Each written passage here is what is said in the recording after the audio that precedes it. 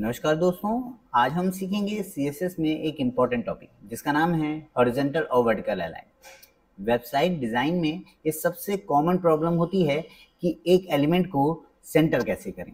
तो आज की वीडियो में हम आपको इजी ट्रिक्स दिखाते हैं और विद लाइव डेमो, और आप बिल्कुल ही आराम से यानी बिल्कुल आसान शब्दों में समझ जाएंगे कि कैसे हम किसी टेक्स्ट को, इमेज को हॉरिजॉन्टली या वर्टिकली अलाइन कर पाते हैं। तो सबसे पहले हॉरिजॉन्टल सेंटरिंग के बारे में जानते हैं।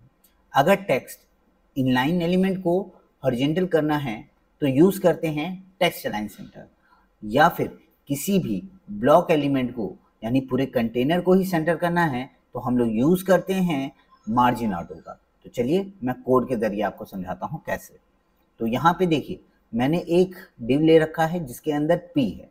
अगर मुझे इस डिव के अंदर के जितने भी p या जितने भी कंटेंट है टेक्स्ट के, उनको मुझे सेंटर करना है, तो इसके लिए मैं यूज़ करूँगा टेक्स्ट अलाइन सेंटर। तो जो भी इसके अंदर का टेक्स्ट होगा वो सेंटर में आ जाएगा। ठीक उसी प्रकार यहाँ पे ये जो सेकेंड डिव है इसके अंदर मैंने यूज़ किया है मार्जिन ऑटो का। मार्जिन ऑटो तभी वर्क करते हुए दिखाई देगी जब आप इसकी विड्थ को फिक्स कर देंगे, यानी कि आप इसे 80%, 90% या कोई भी फिक्स विड्थ यानी कि 200, 300 या कोई भी आपको यूनिट यूज़ कर सकते हो।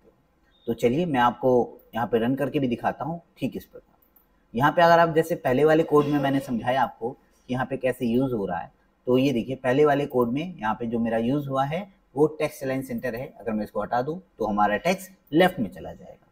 ठीक उसी प्रकार यहाँ पे जो सेकेंड कंटेनर है जिसके अंदर मैंने विड्थ को क्या, ये देखिए मैंने जो बैकग्राउंड दे रखा था विड्थ का, वो यहाँ पे क्या दे रखा था, फिक्स दे रखा था।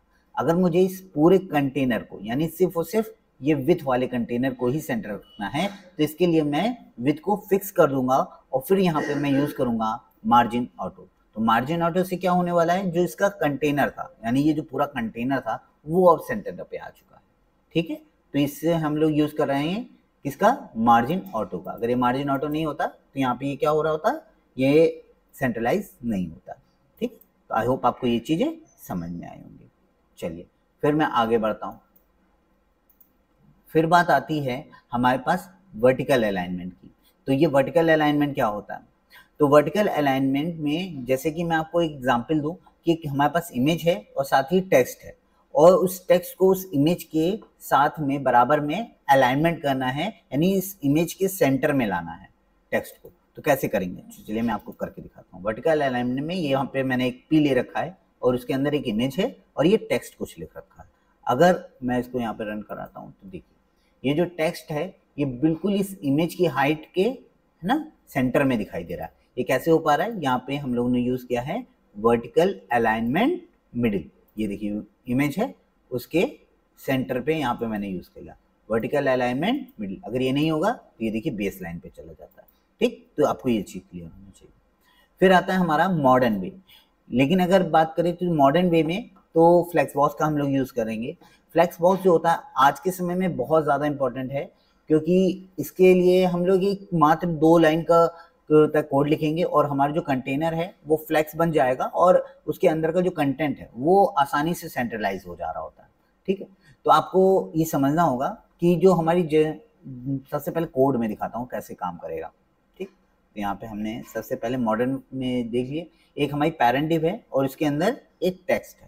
तो यहाँ पे मैंने डिस्प्ले फ्लेक्स जो लगाया वो पैरेंट पे ही लगाया जाता है।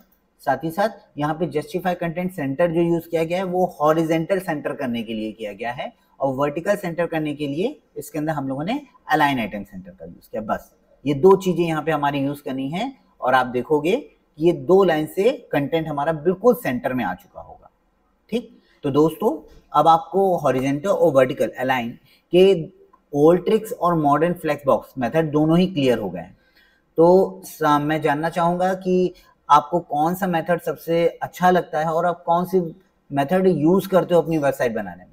तो आप ये कमेंट में ज़रूर बताइएगा। अगर वीडियो आपको पसंद आया है तो लाइक करें, सब्सक्राइब करें और बेल आइकन को दबाना मत भूलिएगा। मिलते हैं हम नेक्स्ट वीडियो में, तब तक के लिए बी हैप्पी कोडिंग।